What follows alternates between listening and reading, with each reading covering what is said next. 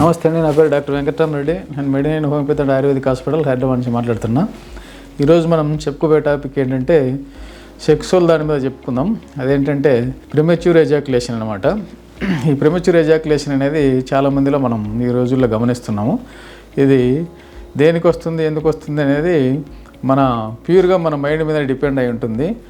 కాబట్టి మనము ఇది ఏంటి, దీని లక్షణాలు ఏంటి, ఎందువల్ల మనం దీనికి సఫర్ అవుతున్నాము అనే దాని గురించి మనం కొంచెం డిస్కస్ చేసుకుందాం. కొందరికి ఈడీ అంటాం, ఎరెక్టైల్ డిస్ఫంక్షన్. కొందరికి ఏంటంటే అంగము గట్టిపడదు.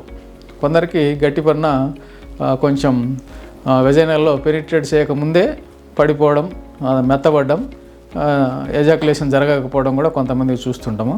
కొంతమందికి ఎజాక్యులేషన్ జరిగిన 1 or 2 minutesలోనే అది పడిపోయి రిలాక్స్ అయిపోతుంటారు అనమాట.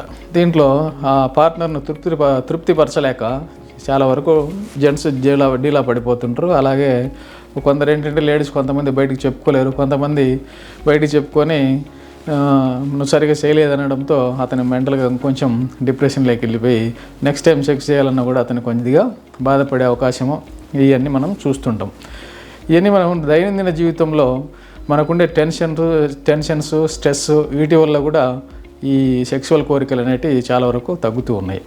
ఈ దైనందిన జీవితంలో మనకి సెక్సువల్ కోరికలు తగ్గడానికి మెయిన్ రీజన్ ఏంటంటే మనం చేసే ఉద్యోగ రీత్యా కావచ్చు, వ్యాపారాల రీత్యా కావచ్చు, ఇంకోటి కావచ్చు, ఇవన్నీ కూడా మనము మెంటల్గా మన మైండ్కి తీసుకొని వాటి గురించి ఎక్కువ ఆలోచిస్తూ ఉండడంతో దీని మీద మనం కొంచెం ఫోకస్ తక్కువ చేయడం, నైట్ ఇంటికి వెళ్ళేసరికి అలసిపోవడం, ఇవన్నీ కూడా జరిగి మనం సెక్సువల్లో ఎక్కువ పాల్గొనలేకపోతున్నాం.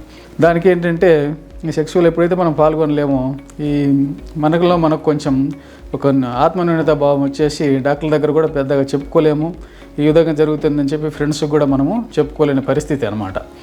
అందుకు కాబట్టి దీనిని ఏంటంటే మనము ఓపెన్గా చెప్పుకోవచ్చు. చాలామంది నోటికి 50-60 మందికి ఈ సమస్యలు ఈ రోజుల్లో మనం చూస్తున్నాం. మనకొక్కరికి వచ్చింది ఇది, మనం వేరే వాళ్ళకి ఎవరికి లేదేమో, నాకే వచ్చిందేమో అనే ఫీలింగ్ మాత్రం పక్కన పెట్టి నలుగురితో షేర్ చేసుకుంటే వాళ్ళకున్న అనుభవాలు, వాళ్ళు కలిసిన డాక్టర్స్ కానీ లేదా వాళ్ళకే వచ్చిన ఆలోచనలు కానీ వాటి వల్ల మనకు కొంతమేర ఉపయోగం ఉంటుంది. మనం పూర్వం చాలా వరకు చెప్పుకున్నాం, పెద్దలు మనకు చెప్పేది ఒక సామెత ఉంది, వ్యాధి రట్టు సంసారం గుట్టు అని. అంటే ఇంట్లో ఏం జరిగినా బయట మనం సంసారం అనేది అంటే మనకు అప్పుల బాధ ఉండొచ్చు, ఇంట్లో సరిగా సంసారం చేయడానికి అదే మనం ఫైనాన్షియల్గా ఇబ్బంది ఉండే ఏదన్నా ఉంటే అవన్నీ బయటకు చెప్పుకోవద్దని చెప్తారు. కానీ రోగం మాత్రం అందరికీ చెప్పాలి అంటారు. ఎందుకు? రోగం బయటికి చెప్తే నలుగురు మనకు దానికి హెల్ప్ చేసే అవకాశం ఉంటుంది. ఈ నలుగురితోటి మనం ఒక మింగిల్ అయినప్పుడు ఏమవుతుందంటే దాని గురించి వాళ్ళలో 10 మందిలో ఒకరిద్దరికైనా కానీ ప్రాబ్లం ఉండే అవకాశాలు ఉన్నాయి ఈ రోజుల్లో. కాబట్టి నేను ఆ డాక్టర్ దగ్గరికి వెళ్ళాను, నేను ఈ డాక్టర్ దగ్గరికి వెళ్ళాను కూడా చాలామంది మనకు సలహా ఇస్తుంటారు. ఈ సలహాలు పాటిస్తే మనం బాధపడే బదులు నలుగురి దగ్గరికి పోయి ఆ డాక్టర్ దగ్గరికి ఇంకోటి మనం వెళ్ళేసి దాని గురించి మనం లోతుగా డిస్కస్ చేసి అసలు ఏంటి, ఎందుకు వస్తుంది అనేది మనం ఫైండ్ అవుట్ చేసుకొని డాక్టర్స్ని కలిస్తే డాక్టర్ మనకు దాన్ని సొల్యూషన్ చెప్తారు. ఏ డాక్టర్ అయినా కానీ మిమ్మల్ని ఏమి ఇబ్బంది పెట్టడు, ఏ డాక్టర్ ఇది ఎందుకయ్యా అని చెప్పి మిమ్మల్ని బాధ పెట్టాడు.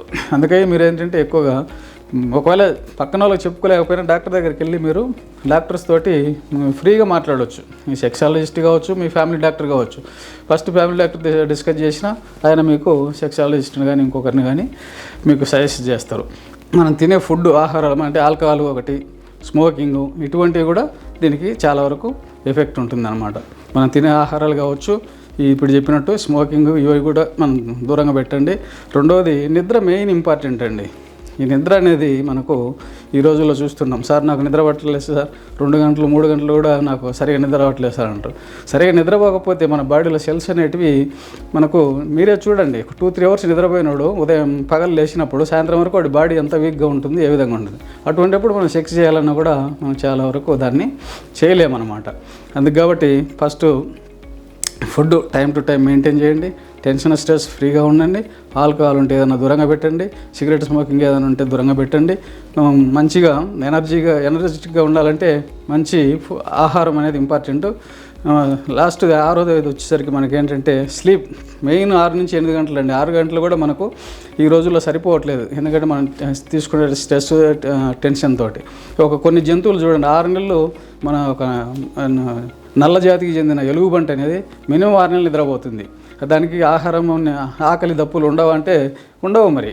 ఎందుకంటే అన్ని రోజులు నిద్రపోతే కానీ మళ్ళీ 6 నెలలు అది నిద్రపోకుండా మనకు దాని దైనందిన కార్యక్రమాలు చేసుకోగలుగుతుంది. ఆ విధంగా ఏంటంటే మనం నిద్రపోయి బాగా స్లీప్ అనేది అంత ఎక్కువ నిద్రపోతే మన బాడీ అనేది అంత ఇదిగా మనకు పనిచేస్తుంది అనమాట. నెక్స్ట్ డేకు ఎంత ఉల్లాసంగా ఉంటావో మీరే చూడండి. 8 hours. కానీ నిద్రపోవడానికి మళ్ళీ నిద్ర మాత్రలు మింగకండి దయచేసి. మీరు నిద్ర మాత్రలు వేసుకుంటే మళ్ళీ అది ఒక జబ్బు కిందికి వస్తుంది. అలా కాకుండా మీరు పడుకునే ముందు ఇప్పుడు చాలామంది చెప్తున్నారు మెడిటేషన్స్ అని అవన్నీ ఇవన్నీ, వాటిల్లో కొంచెం 10-15 నిమిషాలు 20 నిమిషాలు పడుకునే ముందు కూడా కొంచెం ధ్యానం లాంటిది చేసుకోండి. ఇవన్నీ కూడా ఏంటంటే ఇప్పుడు చెప్పినట్టు మన బ్రెయిన్లో ఉండే ఈ కెమికల్ రియాక్షన్స్ కామ్ డౌన్ చేసి మనకు ఆలోచనలు రాకుండా నిద్రపట్టే అవకాశాలు ఉంటాయి. కాబట్టి ఇవన్నీ కొంచెం మెయింటైన్ చేసుకోండి. తర్వాత వీడియోలో మళ్ళీ ఇంకా మీకు కొంచెం ఇది లెంగ్తీ అవుతుంది కాబట్టి తర్వాత వీడియోలో ఇంకా కొంచెం డీప్గా మనం దీని గురించి డిస్కస్ చేసుకుందామండి.